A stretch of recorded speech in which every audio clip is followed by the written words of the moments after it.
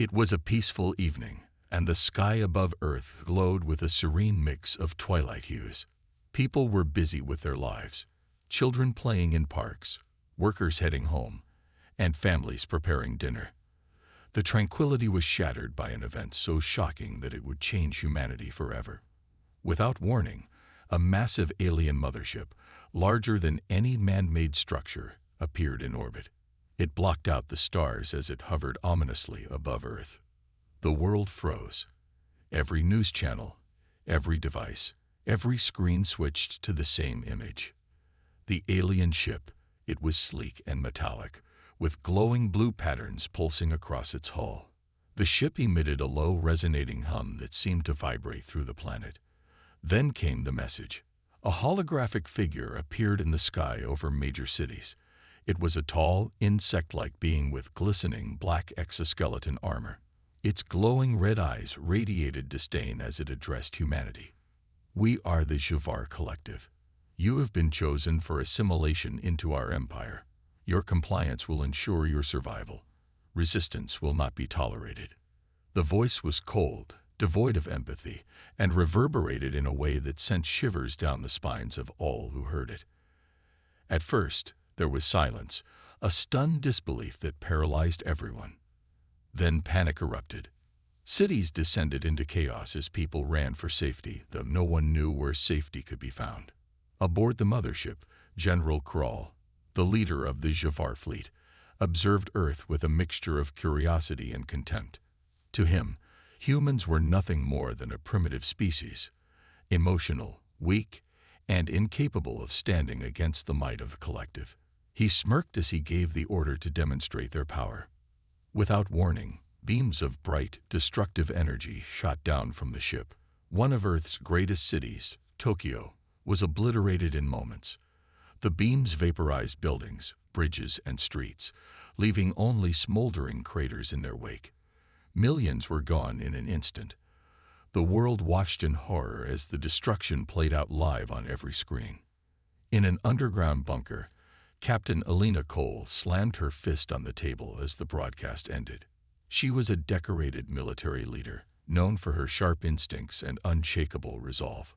Around her, chaos reigned in the command center as people scrambled for answers. She silenced the room with a single command. "Enough. If they think we're weak, they're about to learn what fury really looks like." Cole turned to Dr. Ethan Varga, a brilliant scientist and inventor who had been working on experimental defense technologies. "Ethan, tell me we have something, anything, we can use against them." Ethan hesitated, his face pale. "We have prototypes, cloaking devices, weaponized AI drones, but they've never been tested in combat. Against something like this, I don't know if they'll work." "We don't have a choice," Cole replied. Her voice was steady, but her eyes burned with determination. She looked at the holographic display, showing the alien ship looming over Earth. "They think this will scare us into submission. They don't know what humanity is capable of." Meanwhile, in a remote military base, Corporal Jax Morales was gearing up with his squad. They had just received their orders. Prepare for immediate deployment. Jax was young but tough, with a streak of stubbornness that had earned him both respect and reprimands from his superiors. As he loaded his rifle, he muttered, "They want to fight. They've got one." As night fell, humanity's response began to take shape. Small, stealthy ships equipped with cloaking devices launched from hidden bases around the globe. Their target was a HFY scout vessel patrolling near the moon. Captain Cole had ordered the mission to test their technology and strike a blow against the invaders. The mission was risky. The HFY's technology was far more advanced, and their ships were nearly impervious to traditional weapons. But humanity had something the aliens didn't anticipate: ingenuity and desperation. As the cloaked human ships approached the alien scout, the pilots held their breath. The HFY ship was massive, bristling with weaponry, and surrounded by a shimmering energy shield. Dr. Varga's cloaking devices worked perfectly, allowing the humans to get close without being detected. Then, at Cole's command, they unleashed their attack. Experimental EMP missiles struck the alien shield, causing it to flicker and destabilize. Before the Javar could react, the human ships opened fire with everything they had. The scout ship, caught off guard, took heavy damage. For the first time, the Javar realized these primitives were not as helpless as they had assumed. The battle was short but fierce. The Javar scout managed to destroy 2 human ships before being obliterated by a final missile strike. The surviving pilots returned to Earth, their spirits bolstered by the small but significant victory. On board the mothership, General Kral watched the battle footage with growing unease. He had dismissed humanity as weak, but now he saw something he hadn't expected: resilience. These humans didn't cower in fear. They fought back. And worse, they had managed to destroy one of his ships. Increase planetary bombardments, Kral ordered, his voice tight with anger. Let them see the futility of resistance. Back on Earth, Captain Cole and her team celebrated their first win, but the moment was short-lived. Reports came in of new strikes on major cities. The Javar had begun targeting civilian populations to break humanity's spirit. Cole clenched her fists as the reports played out. Millions more were dying, and the alien showed no sign of stopping. She stood before her team, her voice cutting through the despair. We've just proven we can hurt them. Now we need to show them what happens when they push us too far. This isn't just about survival anymore.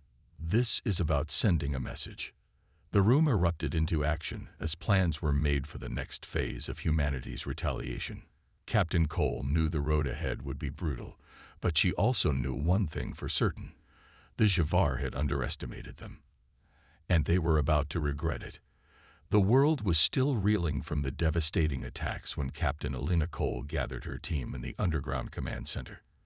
The atmosphere was tense, with every soldier and strategist on edge.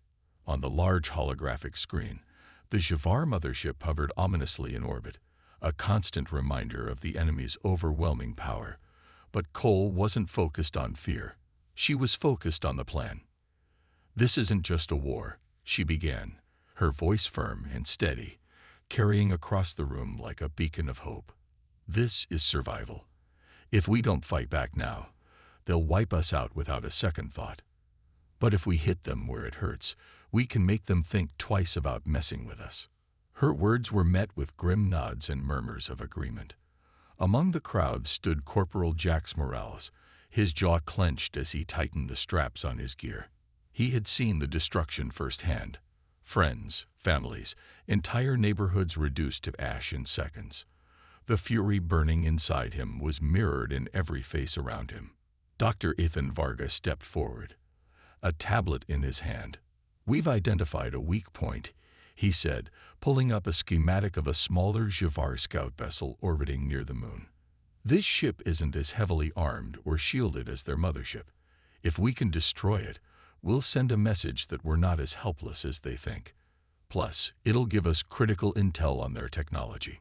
The room fell silent as the implications sank in. The plan was bold, but it was also dangerous. The Javar scout vessel was still far more advanced than anything humanity had ever faced. Captain Cole scanned the room, her gaze lingering on each member of her team. "This mission is voluntary," she said. "I won't order anyone to risk their life on this.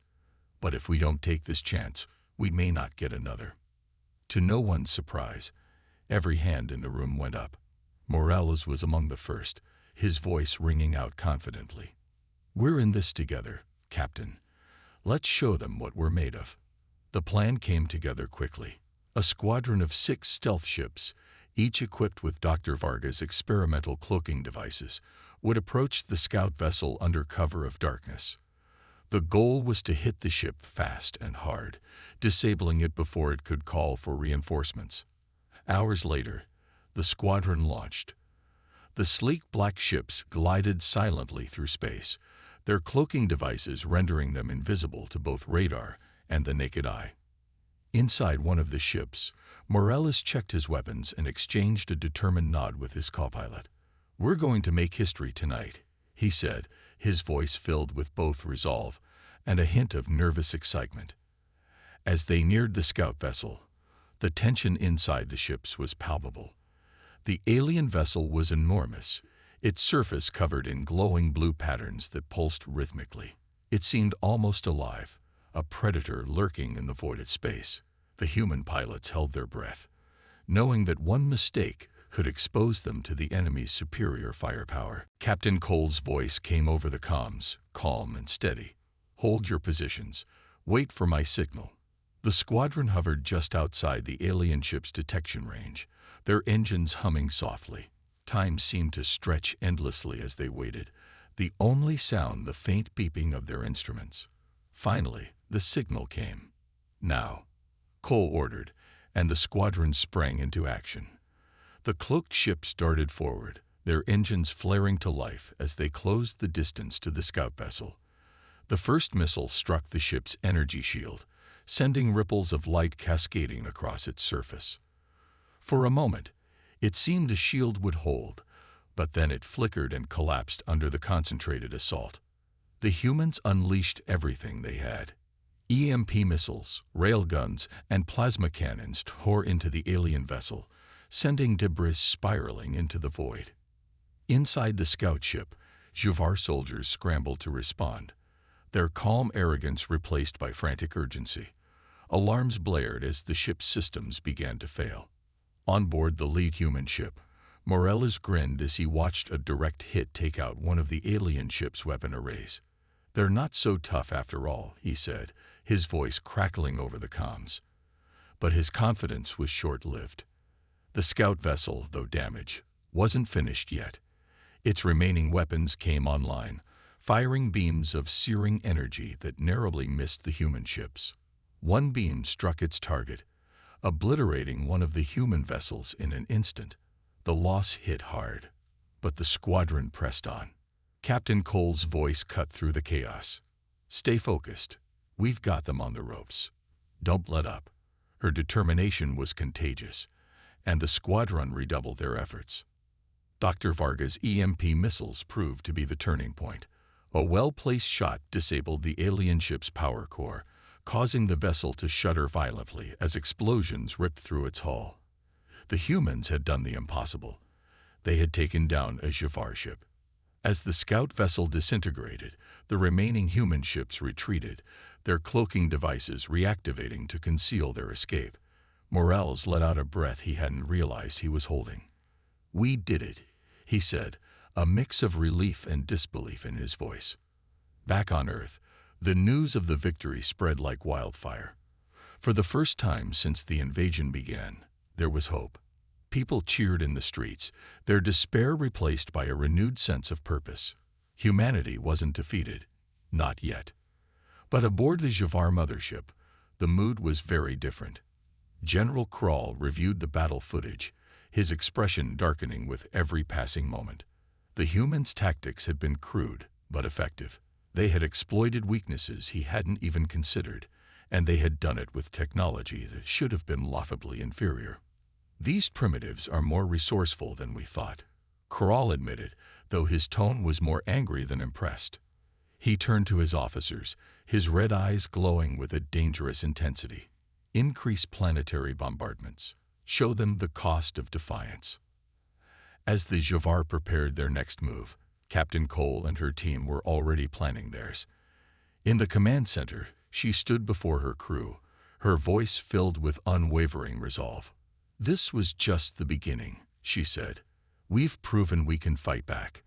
Now we need to show them we won't stop until they're gone for good." The room erupted into cheers and applause. For the first time in weeks, the people of Earth had a reason to believe they could win. And as Cole looked around at the determined faces of her team, she knew one thing for certain. Humanity wasn't just fighting to survive. They were fighting to win. The victory against the HFY scout ship sent ripples of hope across Earth, but it came at a price. Captain Alina Cole stood in the dimly lit command center, her gaze fixed on the faces of the fallen soldiers displayed on the screen before her. Among them were two of her best pilots, their ships lost in the battle. The room was silent, except for the soft hum of the equipment and the quiet sobs of those who had lost friends and comrades.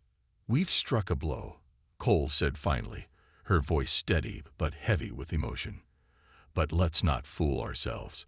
This was just one ship. The real fight is still ahead, and the enemy won't underestimate us again." As Varga and his team worked tirelessly to decrypt the data, the rest of the resistance prepared for the next battle. The losses they had suffered were immense, but they had also forged an unbreakable bond among humanity. People who had once been strangers now fought side by side, their shared determination creating a force stronger than anything the Javar could have anticipated. The days turned into weeks, and the resistance grew stronger. The experimental technology was refined. The fighters became more skilled, and the morale of the people began to shift. The losses were still heavy, but they were no longer crippling. Each sacrifice fueled the fire of humanity's resolve. In a quiet moment, Captain Cole stood outside the bunker, gazing up at the night sky. The stars were dim, obscured by the faint glow of the alien mothership.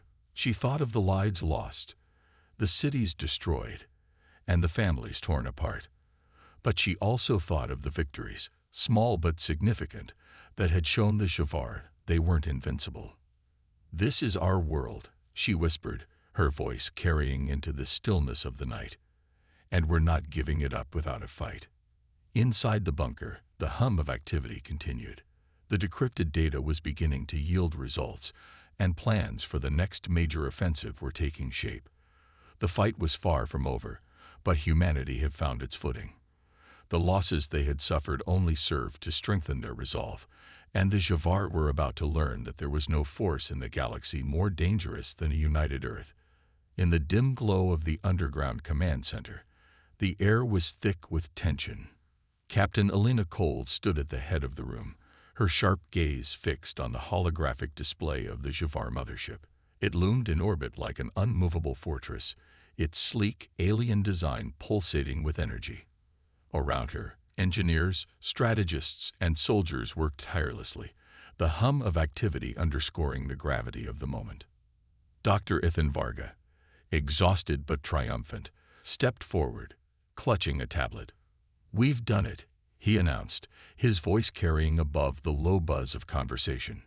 "We've cracked the data core from the scout ship. The Javar mothership has a critical weakness, an exposed energy conduit near its underbelly. If we can hit it, we can disable its main systems, including their planetary bombardment weapons." A ripple of hope spread through the room, but it was quickly tempered by the enormity of the task.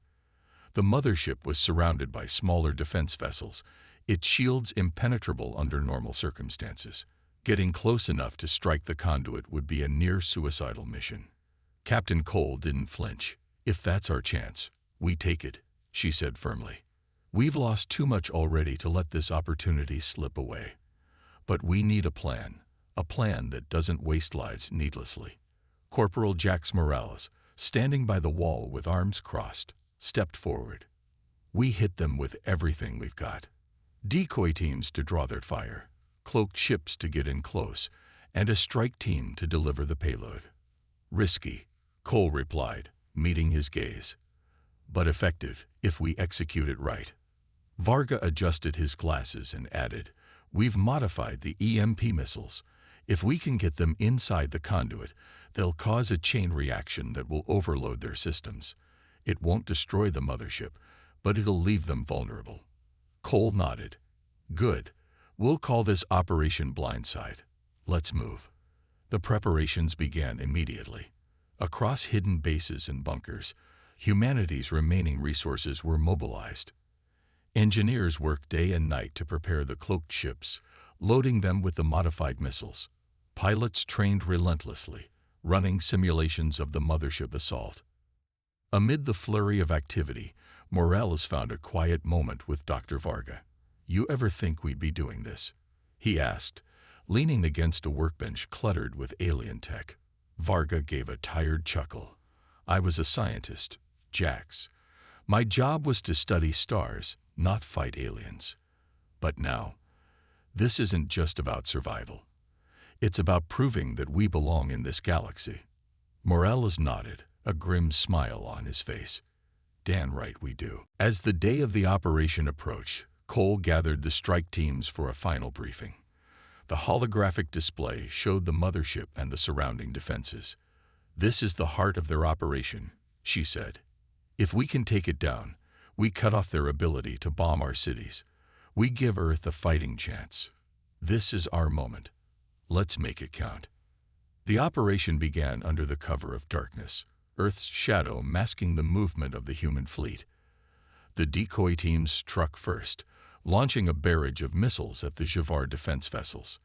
The aliens responded swiftly, their ships moving to intercept the attackers. While the Javar forces were distracted, the cloaked ships slipped through their defenses, gliding silently toward the mothership. Morels piloted one of the lead ships, his hand steady on the controls. Beside him, his co-pilot monitored the cloaking device, ensuring they remained undetected. Approaching target, Morales reported over the comms. His voice was calm, but his heart pounded in his chest. "Stay sharp, everyone." The mothership loomed larger as they closed in. Its surface was a maze of glowing conduits and alien markings, a testament to the Javar's technological superiority. But Morales wasn't intimidated.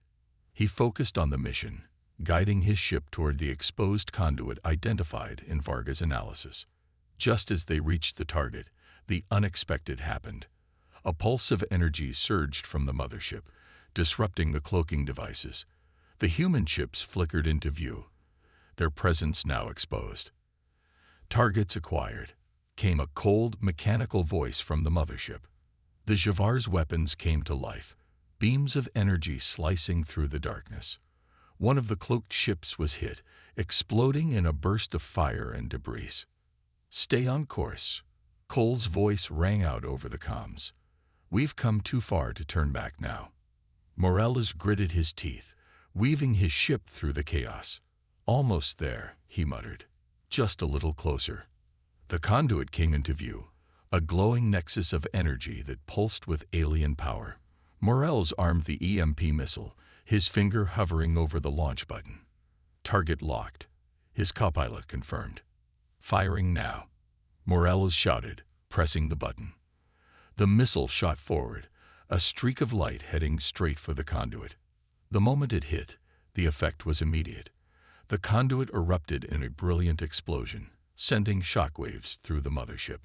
The alien vessel shuddered, its lights flickering as systems began to fail.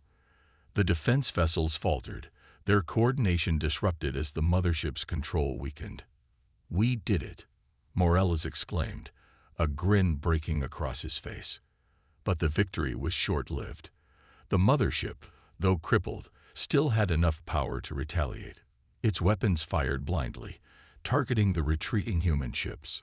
Another ship was hit, spiraling out of control before crashing into the alien vessel. Cole's voice cut through the comms. "All units, fall back. We've done enough. Get out of there." The human ships retreated, their cloaking devices reactivating as they slipped away from the chaos. Morales glanced back at the mothership, now a shadow of its former self. "We'll be back," he muttered under his breath. Back on Earth, the news of the operation spread like wildfire. The mothership's crippling sent a message. Humanity was not defeated. For the first time, the Javar seemed vulnerable, their invincibility shattered. In the command center, Cole stood before her team, a rare smile on her face. "This is what we're capable of," she said. "But the fight isn't over. This was a turning point, yes, but we have to keep pushing. We've shown them our strength. Now we need to show them our resolve." The room erupted in applause, the fire of determination burning brighter than ever. The Javar had underestimated humanity once again, and this time it would cost them dearly. The Javar had underestimated humanity for the last time. Their shattered mothership hung in Earth's orbit like a wounded predator, its systems faltering after the devastating attack on its energy conduit. But this was no time for celebration. For humanity, it was the moment to press their advantage, to deliver a blow so decisive that the invaders would never recover. In the underground command center, Captain Elena Cole's voice cut through the tense air. "This is it," she said, her gaze sweeping across the room. We've shown them we can fight. Now we show them what happens when they push us too far." Around her, the resistance forces were abuzz with activity. Engineers worked feverishly to prepare the remaining ships, upgrading weapons and fortifying defenses. Soldiers checked their gear, their faces set with grim determination. Civilians volunteered in droves, eager to support the final push in any way they could. Dr. Ethan Varga stood before a table cluttered with blueprints and alien tech. He held up a device the size of a football, its surface etched with glowing lines. "This is our ace in the hole," he explained to the team gathered around him. "A hybrid bomb. We've combined our tech with theirs, using the knowledge we extracted from the data core. If we can get this into the heart of the mothership, it'll destroy their command structure completely." "How much time will we have after it's armed?" asked Corporal Jax Morales, his voice steady despite the weight of the mission ahead. 3 minutes, give or take," Varga replied. "It's not much, but it's enough to get out, if you're fast." Morales smirked, his trademark confidence shining through. "Fast is what we do best." The final plan took shape quickly. The Resistance would launch a full-scale assault on the mothership, drawing the Javar's attention and forcing them to spread their defenses thin. Meanwhile, a small strike team, led by Morales, would infiltrate the alien vessel and deliver the bomb to its core. As the countdown to the operation began, the mood across the Resistance camps was electric. People hugged their loved ones, exchanged quiet words of encouragement, and prepared for what might be their last fight. The air was heavy with the weight of what was to come, but also with a fierce, unyielding determination. When the moment arrived, the sky above Earth came alive with fire and fury. Resistance ships poured out of hidden hangars, their engines roaring as they surged toward the mothership. The Javar defenses sprang into action, their sleek fighters swarming to meet the attackers. Explosions lit up the darkness as the battle erupted, a chaotic dance of destruction that shook the heavens. Morales and his team launched in a cloaked dropship, slipping past the chaos undetected. Inside the cramped cabin, the tension was palpable.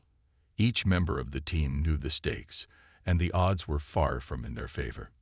"You good, Morales?" asked Lieutenant Harper, her voice steady despite the fear in her eyes. "Never better," Morales replied, forcing a grin. "Let's make history." As the dropship approached the mothership, its cloaking device flickered dangerously. "They're scanning for us," the pilot warned. "We'll have to move fast once we're in." The ship docked at a maintenance hatch on the mothership's underbelly. The team disembarked swiftly, their boots hitting the cold, alien metal with a dull thud.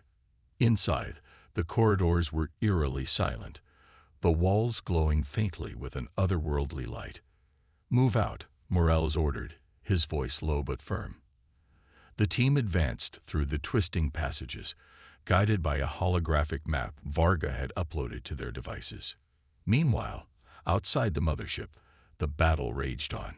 The Resistance forces fought with everything they had, their ships darting and weaving as they unleashed a relentless barrage of firepower. For every human ship that fell, 2 more took its place, the sheer determination of Earth's defenders overwhelming the Javar's calculated strategies. Inside the mothership, Morales' team reached the core. The chamber was vast, its walls lined with pulsating conduits that thrummed with alien energy. In the center stood a massive, crystalline structure, the heart of the mothership. Varga wasn't kidding, Morales muttered, his eyes widening at the sight. He gestured to the team. "Set the bomb." As the tech specialist worked to arm the device, the sound of approaching footsteps echoed through the chamber. The team tensed, raising their weapons as a squad of Javar soldiers appeared. "Hold them off," Morales shouted, opening fire. The chamber erupted into chaos as bullets and energy blasts flew in every direction. The humans fought with everything they had, their training and determination driving them forward despite the overwhelming odds. "We're set," the tech specialist called out, slamming the final panel into place on the bomb. "Time to go," Morales barked. The team began their retreat, fighting their way back through the twisting corridors as the countdown ticked away. Outside, the resistance forces launched a final desperate assault, pushing the Javar defenses to their breaking point. The mothership shuddered under the combined weight of the human attack and the impending detonation of the bomb. As Morales and his team reached the dropship, the timer on the bomb hit its final seconds. The pilot punched the engines, the ship tearing away from the mothership just as the bomb detonated. The explosion was blinding, a searing light that illuminated the darkness of space. The core of the mothership collapsed in on itself, a chain reaction tearing through the alien vessel. Fragments of the ship rained down toward Earth, burning up in the atmosphere like shooting stars. Cheers erupted across the resistance comms as the realization sank in. The mothership was gone. The Javar's grip on Earth was broken. Back in the command center, Cole allowed herself a rare smile. She turned to Varga, who was watching the destruction on the screen with a mix of awe and relief. "We did it," she said simply. "Humanity did it," Varga replied, his voice filled with pride. The war wasn't over. The Javar still had forces scattered across the galaxy, and Earth would need to rebuild. But for the first time since the invasion began, there was hope. Humanity's fury had been unleashed, and it had proven unstoppable. The silence that followed the destruction of the Javar mothership was almost deafening. For a brief moment, it felt as if the entire planet held its breath, staring into the heavens at the smoldering remnants of their oppressor's greatest weapon. The resistance fighters who had watched the explosion from the surface erupted into cheers, their voices carrying across devastated landscapes and broken cities. The impossible had been achieved. Inside the underground command center, Captain Alina Cole stood frozen in front of the massive screen that displayed the battlefield.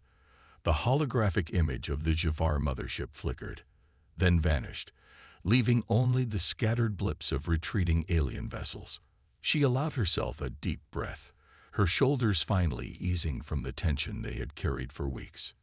"Captain," Dr. Ethan Varga said, stepping up beside her, his voice uncharacteristically soft. "It's over. We've won." Cole nodded, a faint smile breaking through her usually stern expression. "We bought ourselves a chance," she replied. "But it's not over until we make sure they never come back." Above Earth, the remains of the battle continued to unfold. With the mothership destroyed, the Javar fleet was in disarray. Their formations crumbled, and their once coordinated attacks dissolved into panicked retreats. The resistance forces, emboldened by their success, pressed forward.